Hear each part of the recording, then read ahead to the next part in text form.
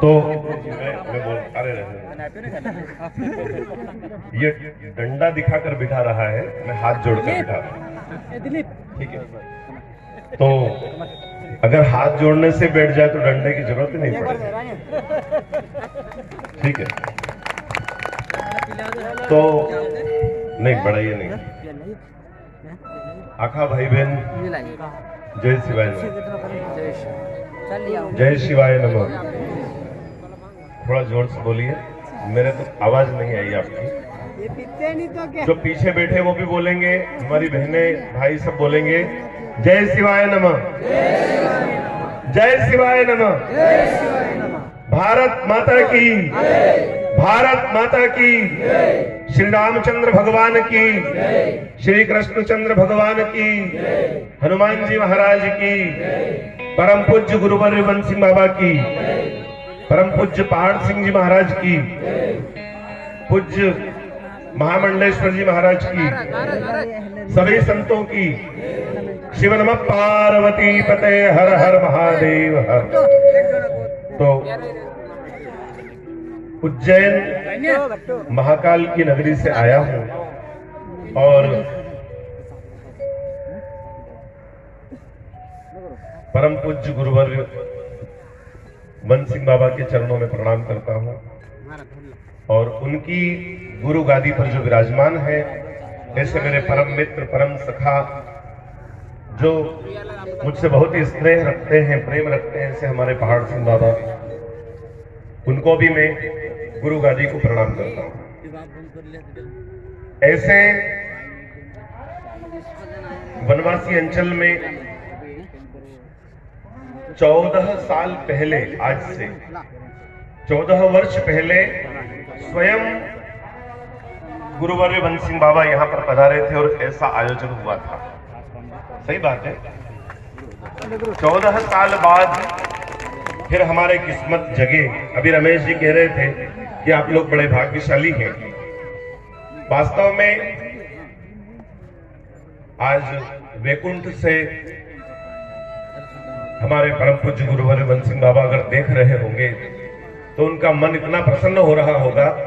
अगर कोई माली एक पौधा लगाता है और उस पौधे में जब फल आ जाते हैं तो उस माली को जितनी खुशी होती है उतनी ही आज बंसी सिंह बाबा को हो रही होगी कि मैंने एक छोटा सा पौधा लगाया था, आज इतना बड़ा विशाल वट वृक्ष बनकर के शिवपंथ खड़ा है।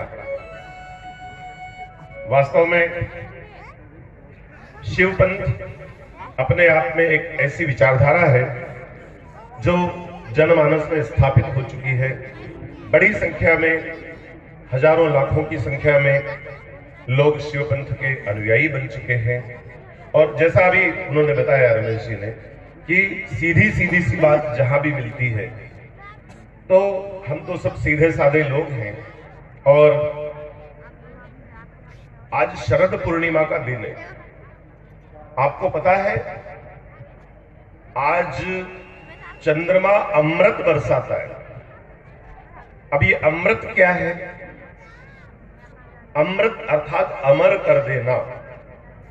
और गुरु भी अपने शिष्य को अमर करता है गुरु मंत्र के माध्यम से। गुरु जो नाम देता है वो नाम ही अमृत है। जिसने वो नाम रूपी अमृत प्राप्त कर लिया, शिवपंथ में एक विशेष बात यह है कि नशे से पूरी तरह से व्यक्ति को दूर कर दिया जाता है। अब नशा अगर नहीं है, नशा नाश की जड़ है भाई, फल इसका अतिशय दुखदाई। नशा अगर जीवन में नहीं है तो आदमी अमर तो यूं ही हो गया, और फिर ऊपर से गुरु का मंत्र भी प्राप्त हो जाए तो और भी अमृत तत्व प्राप्त हो गया। तो 14 वर्ष पहले गुरुदेव बंसी सिंह बाबा यहां पर पधारे थे और उन्होंने आप सबको अमृत प्रदान किया था। आज फिर ऐसा अवसर आया है कि यहाँ पर पूज्य गुरुदेव पधारे हैं और उनके मार्गदर्शन में आप सब लोग अमृत पान कर रहे हैं। ऐसा रामचरितमानस में प्रसंग आता है कि भगवान राम जब वनवास के लिए निकले तो जिस गांव में जाते वो लोग आग्रह करते कि हमारे यहाँ आप फिर से आना। तो अयोध्या वालों ने भी आग्रह किया कि प्रभु आप सबके कह रहे कि हमारे यहाँ आना, तो हमारे यहाँ कब आओगे? उन्होंने कहा तुम्हारे यहाँ 14 साल बाद वापस आऊंगा। तो अयोध्या में राम जी भी 14 साल बाद वापस पहुंचे थे, और आज वन सिंह बाबा के रूप में पहाड़ सिंह बाबा भी अपने यहाँ 14 साल बाद।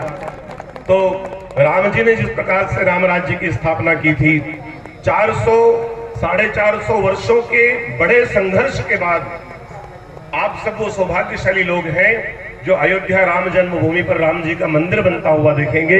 बड़ा विराट मंदिर वहां पर बन रहा है, और 14 वर्ष जैसे यहाँ पर आपको प्रतीक्षा की आपने, ऐसे ही 450 वर्षों तक उस स्थान में प्रतीक्षा की, और आज वहां पर भव्य मंदिर बन रहा है। एक बार प्रेम से बोलिए जय जय श्री राम। दोनों हाथ ऊपर उठाकर हवा में बोलिए। ये हमारे पुरखों के संघर्ष की विजय है कि अयोध्या में राम जी का मंदिर बन रहा है, जहां राम जी का जन्म हुआ था। तो बोलिए श्री रामचंद्र भगवान की। और 14 साल बाद यहाँ पर अपने पहाड़ सिंह बाबा वन सिंह बाबा का संदेश लेकर आए। एक बार बोलिए पूज्य गुरुदेव वन सिंह बाबा की। तो 14 साल पहले काजल माता गांव के लोगों ने कहा होगा उनसे क्या कि हमरे गांव और भी आओ जो गुरुदेव जी, हमरे गांव और भी आओ जो रे।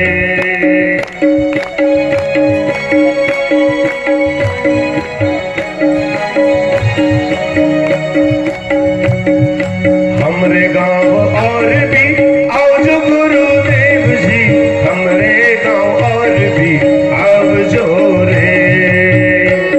बोलिए, बड़ा सरल गाता हूं।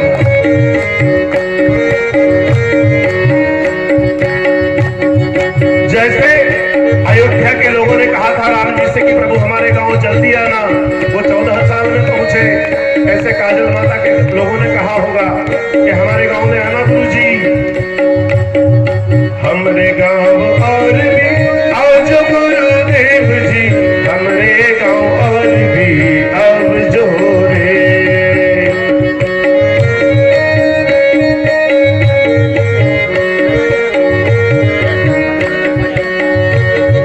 मिट्टी की मटकी में ठंडा सा पानी। बोलिए, मिट्टी की मटकी में ठंडा सा पानी, वो मिट्टी की मटकी में ठंडा सा पानी। हमरे घरे पानी पियो गुरुदेव जी, हमरे घर पानी पीव जो रे।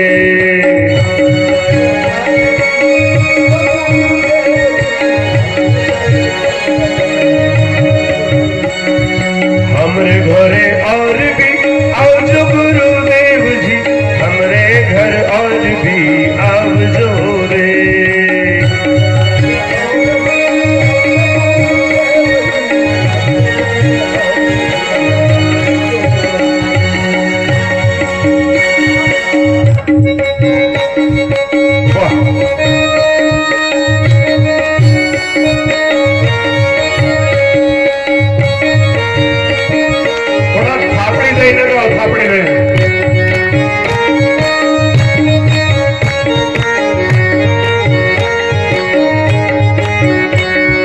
फूटी फूटी झोपड़ी में रूखा सूखा भोजन। बोलिए, टूटी फूटी झोपड़ी में रूखा सूखा भोजन। टूटी फूटी झोपड़ी में रूखा सूखा भोजन। हमरे घरे भोजन जीव गुरुदेव जी, हमरे घर भोजन जीव जो रे।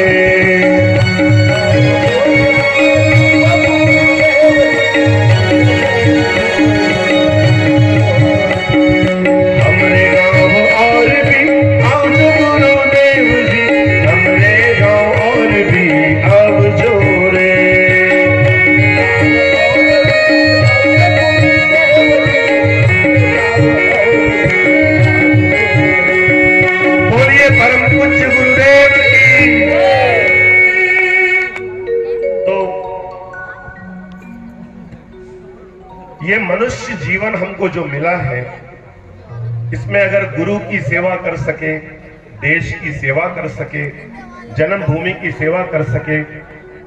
शरद पूर्णिमा के दिन कृष्ण भगवान ने रास लीला, मैं 2 मिनट में अपनी बात समाप्त करूंगा, इसलिए कृपया आप थोड़ा सा ध्यान देंगे, है ना। मैं एक दूसरे स्थान पर कार्यक्रम तय हो चुका था और पहाड़ सिंह बाबा का आग्रह था कि आपको इधर ही जाना पड़ेगा, तो मैंने उस कार्यक्रम को आगे बढ़ाया और मैं आपके बीच आया बहुत दूर से। और उज्जैन शिक्षा का केंद्र है, भगवान कृष्ण भी ज्ञान प्राप्त करने उज्जैन में आए थे और परम पूज्य गुरुवर बंसी सिंह बाबा के जो गुरुजी थे वो भी उज्जैन से ही आए थे, तो उसी उज्जैन से मैं भी आया हूं। इसलिए उज्जैन के नाम पर अगर आप एक बार जोरदार थापड़ी बजाएंगे तो मुझे बड़ा आनंद आएगा। वाह, बहुत सुंदर, वाह।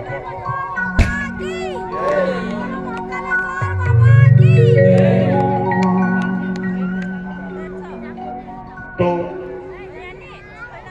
भगवान कृष्ण ने शरद पूर्णिमा के दिन रात्रि में रास लीला की थी, ऐसा भागवत कथा में आप सुनते हैं।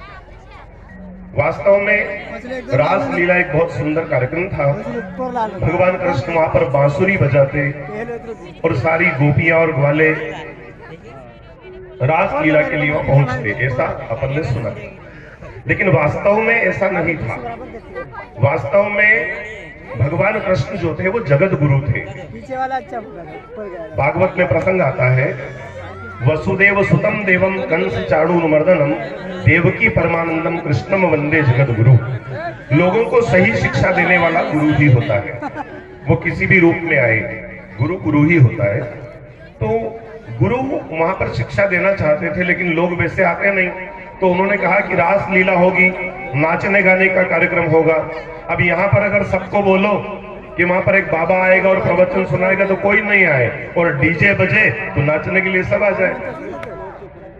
अब डीजे से सबको इकट्ठे कर लो और फिर उनको प्रवचन सुना दो। तो ऐसा ही कृष्ण भगवान ने भी किया, नाचने गाने का आयोजन है, ऐसा प्रचार किया तो सब लोग आ गए वहां पे, और फिर सबको धीरे से तरकीब से ज्ञान दिया, गुरु मंत्र दिया और सबको वहां पर पंच के ज्ञान की प्रेरणा दी।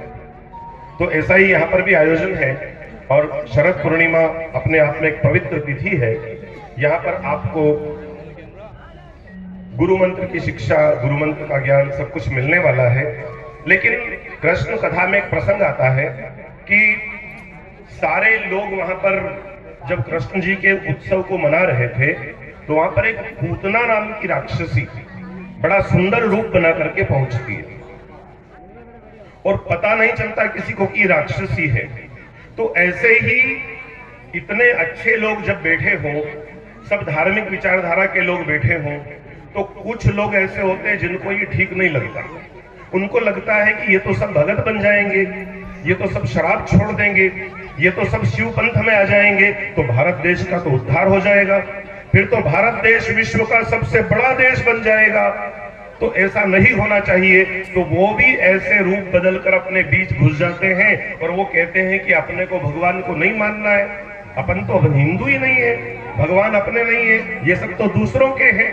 ऐसी बात कहने वाले जो लोग होते हैं वास्तव में वो धर्म के विरोधी हैं, वो शिवपंथ के विरोधी हैं, वो मानवता के विरोधी हैं। तो जहां भी ऐसा कोई विषय आए आप उसका विरोध कीजिए।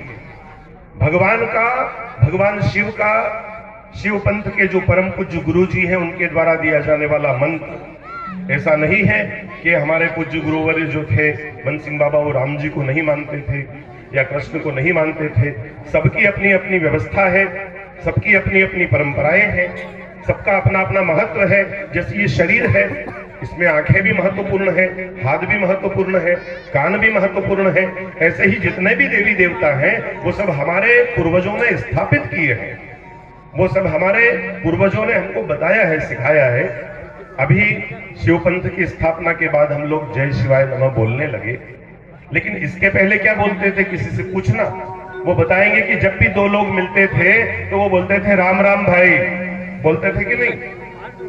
अर्थात राम जी जो थे वो हमारे थे, तभी तो कहीं भी आप देखना राम जी का आप चित्र देखोगे तो धनुष बाण उनके हाथ में दिखेगा।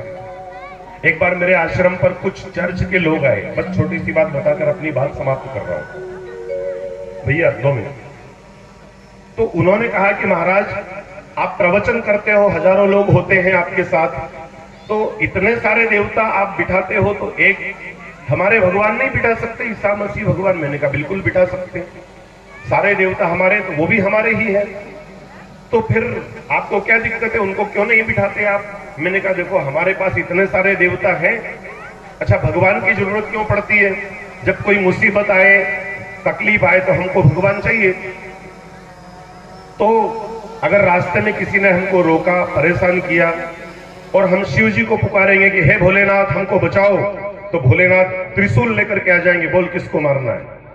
राम जी को पुकारेंगे कि हे राम जी हम बड़ी मुसीबत में, हमको बचाओ, तो राम जी तीर कामठी लेकर आ जाएंगे, बोल किसको मारना है। दुर्गा माता को बुलाएंगे, माता जी हमारी रक्षा करो, तो माता जी तलवार लेकर आ जाएगी, बोल किसको मारना है। हनुमान जी को पुकारेंगे, हनुमान बाबा हमारी रक्षा करो, तो वो घोटा लेकर आ जाएंगे, बोल किसको मारना है। अब मैंने कहा कि मैं आपके भगवान बिठा तो लूं, मुझे कोई दिक्कत नहीं है, लेकिन जब मैं उनको पुकारूंगा कि हे प्रभु आप मुझे बचाओ, तो वो कहेंगे देख तो दादा मैं तो टंगा हुआ हूं, मेरे इस हाथ में भी खील ठुकी हुई है, इस हाथ में भी खील ठुकी है, टांगे में भी खील ठुकी है, मैं खुद अपने को ही नहीं बचा पाया, तो तेरे को कैसे बचाऊंगा। तो इनका मेरे पास इतने बड़े बड़े भगवान है, तीर कामठी वाले हैं, त्रिशूल वाले, तलवार वाले, मैं इनको काय को और अलग से वो करूं। मेरे बाप दादा इतने देवी देवता दे गए, भैया तेरे को ये नहीं जमे तो इनको पुकार ले, ये नहीं जमे तो इनको पुकार ले, मेरे पास बहुत कुछ है। तो ऐसा कभी जीवन में अवसर आए और आपको कोई ऐसी उल्टी सलाह दे, तो आप कह देना कि हमारे गुरुवर रिवंश सिंह बाबा है, वो हमको त्रिशूल वाले बाबा का नाम दे गए, पता दे गए, और हमारे पास भोलेनाथ है, हमें किसी और की जरूरत नहीं है। तो बातें तो बहुत सारी है, लेकिन चूंकि रात आधी से अधिक हो गई है और आप सब लोग यहाँ पर बैठे, और भी बहुत से वक्ता बचे हैं, तो मैं अपनी वाणी को यहीं पर विराम दूंगा। एक बार मेरे साथ जोर से बोलेंगे भारत माता की। दोनों हाथ ऊपर उठाकर पूरी क्षमता से, बड़ी दूर से आया हूं मैं, इसलिए आपको उतने ही जोर से बोलना है, भारत माता की, भारत माता की, हर हर महादेव, जय शिवाय नमः।